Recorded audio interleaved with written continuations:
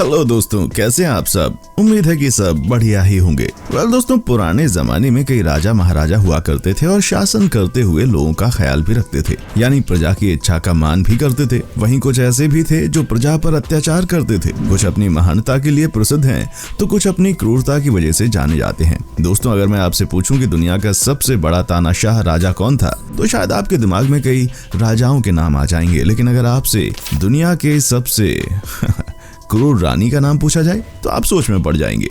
दोस्तों, आज की इस वीडियो में हम एक ऐसी ही रानी के बारे में बात करने वाले हैं जिसने क्रूरता और अत्याचार के मामले में बड़े से बड़े राजाओं को भी पीछे छोड़ दिया था।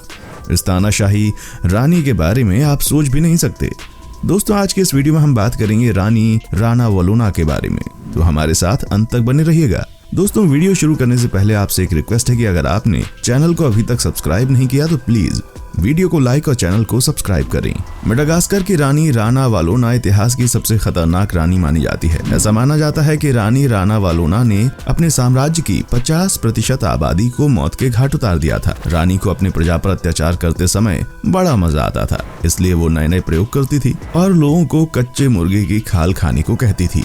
और जो कोई उसके आदेश का पालन नहीं करता था, जो कोई कच्चे मुर्गे की खाल नहीं खाता था, उसको उबलते हुए तेल में डाल दिया जाता था। रानी राणा वालोना को हमेशा लगता था उसके साम्राज्य में बहुत सारे लोग विद्रोह करने वाले हैं, इसलिए वो लोगों की वफादारी परखने के लिए तरह तरह के पागलपन किया करती थी। रानी राणा वालोना का जन्म सन 1778 मेडागास्कर साम्राज्य में हुआ। हम आपको बता दें कि रानी का जन्म मेडागास्कर के शाही परिवार में नहीं हुआ था। रानी राणा वालोना का मेडागास्कर की गद्दी का सफर बहुत ही रोमांचकारी है। जन्म के बाद रानी राणा वालोना का नाम रनवा रखा गया। जब रनवा का जन्म हुआ तो उसी समय मेडागास्कर साम्राज्य में बगावत वो कर रहे थे और मेडागास्कर की राजा को मारने की योजनाएं बनाई जा रही थीं। लेकिन रनवा के पिताजी को इस योजना के बारे में कहीं से पता चल गया और उन्होंने अपनी वफादारी दिखाते हुए मेडागास्कर के राजा को इसके बारे में बता दिया, जिसके कारण राजा और भी सावधान हो गए और उनके हत्या का प्लान फेल हो गया। राजा रनवा के पिताजी की वफादारी से बहुत खुश हो गए और उसने अपने बेटे की शादी रनवा से करने का ऐलान कर दिया। राजा के बेटे का नाम प्रिंस रैदामा था। राजा ने रनवा के पिताजी को भरोसा दिलाया कि रनवा ही रैदामा की मुख्य पत्नी कहलाएंगी। सन 1810 में राजा ऑन्द्रियन मोनिमेरियन का निधन हो गया और अब राजकुमार रैदामा राजा बन गए। अपने पिता की मृत्यु के बाद रैदामा ने अपने आधुनिक 19वीं शताब्दी के विचारों और तरीके के साथ देश में बदलाव लाया। 1829 में रानी ने खुद को मेडागास्कर की महारानी घोषित किया और उसने तुरंत अपने सभी प्रतिद्वंदियों को मार डाला, जिसमें उसका भतीजा राकाटोप भी शामिल था। उसने राकाटोप की मां को भी बंदी बना लिया और उसे मौत के घाट उतार दिया।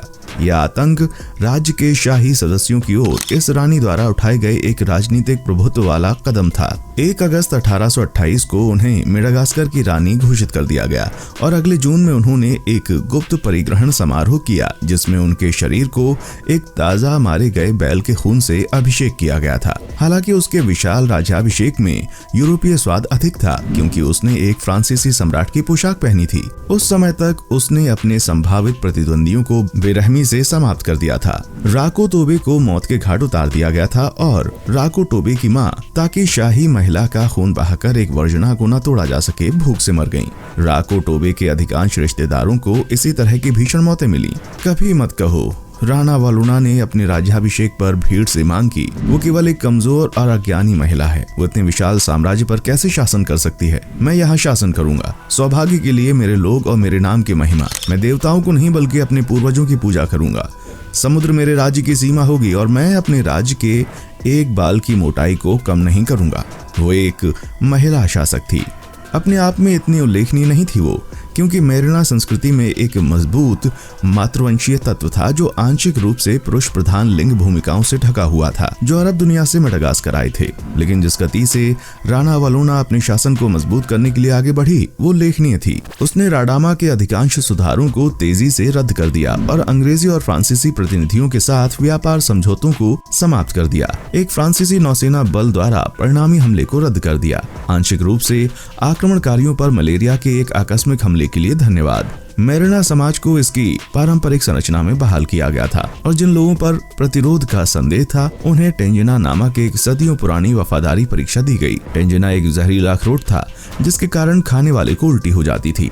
संदिग्धों को चिकन की खाल के 3 टुकड़े खाने के लिए मजबूर किया गया और अपनी बेगुनाही दिखाने के लिए उन तीनों को उल्टी करनी पड़ी। प्रगतिशील विच्छेदन द्वारा यातना के साथ अधिक गंभीर आरोप लगाए गए। एक दुर्भाग्यपूर्ण व्यक्ति को टंगेना से गुजरना अनिवार्य था। वो एक उच्च पदस्थ सैनिक अधिकारी और राणा वलोना का पूर्व प्रेमी था, जिसका नाम एड्रियान मिहाजा था। हो सकता है कि वो राणा वलोना के शासनकाल के शुरुआती वर्षों में पैदा हुए एक बेटे का पिता रहा हो। ये बिल्कुल स्पष्ट नहीं है कि कब, लेकिन जब वो किसी अन्य महिला के साथ रोमांटिक रूप से जुड़ा हुआ था तो उसके खिलाफ हो गई। एड्रियान मिहाजा परीक्षण से इनकार कर देता है और गले में भाला था, क्योंकि उसने अपने जल्लाद को निर्देश दिया था कि भाला उसके शरीर में कहां प्रवेश करना चाहिए। मेडागास्कर के विभिन्न हिस्सों में रहने वाली मेरिना के अलावा अन्य जनजातियों को उसके शासन के तहत नुकसान उठाना पड़ा, क्योंकि उनके सैनिकों को उनके पराजित गांवों में वार्षिक लूट यात्रा करने के लिए स्वतंत्र लगाम दी गई थी। यूरोप के ईसाई मिशनरियों ने भी राणा वलोना की शक्ति को उनकी गतिविधियों पर प्रतिबंधों की एक श्रृंखला के रूप में महसूस किया।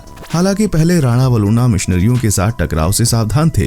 वो यूरोपीय शक्तियों के साथ सीधे संघर्ष में प्रबल होने की उम्मीद नहीं कर सकती थी और उसे उस आय की आवश्यकता थी जो उनके कुटीर उद्योगों से उत्पन्न होती थी। ईसाई धर्म, जो आज मेडागास्कर के लगभग आधे निवासियों द्वारा प्रचलित है, प्रभाव में बढ़ता रहा, क्योंकि मिशनरियों ने यूरोपीय स्कूलों की स्थापना की और एक मालागासी अंग्रेजी शब्दकोश संकलित किया।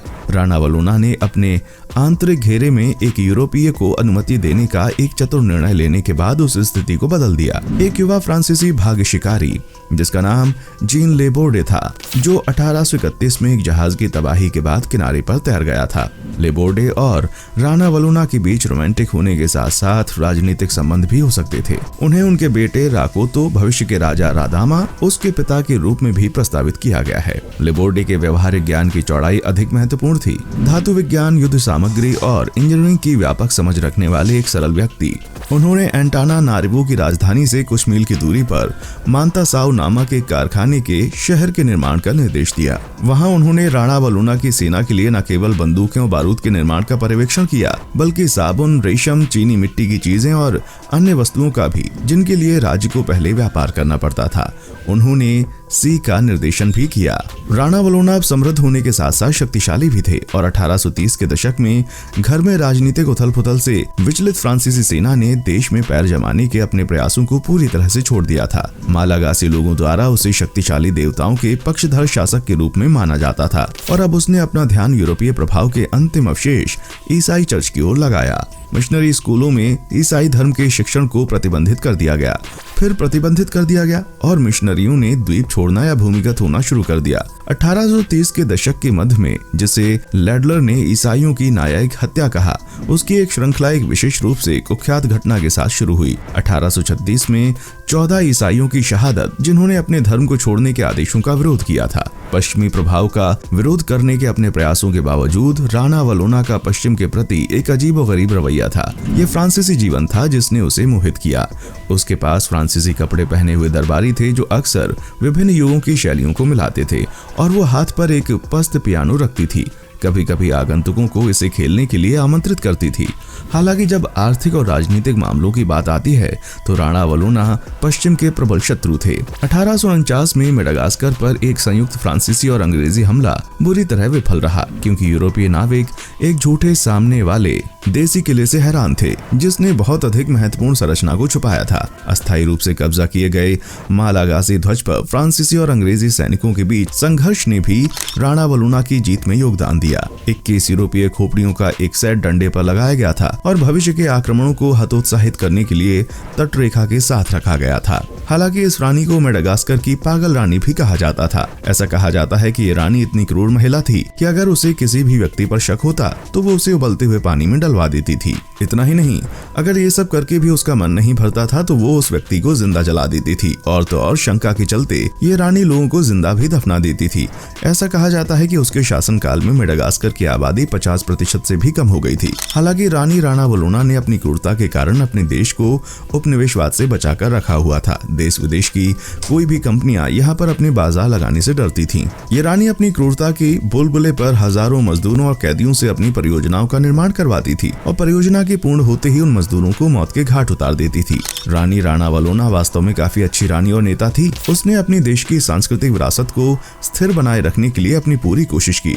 शायद रानी के शासनकाल के लिए ये एक उपयुक्त अंत था। तो दोस्तों कैसा लगा हमारा आज का एपिसोड हमें कमेंट करके बताएं। हमें आपके कमेंट्स का इंतजार रहेगा। दोस्तों उम्मीद करता हूँ कि हमारा एपिसोड पसंद आया होगा। अगर आप हमारे चैनल पर नए हैं तो प्लीज चैनल को लाइक, शेयर और सब्सक्राइब जरूर करें, जिससे कि हम आपके लिए रोज ही ऐसी वीडियोस लाते रहें। देखने के लिए शुक्रिया।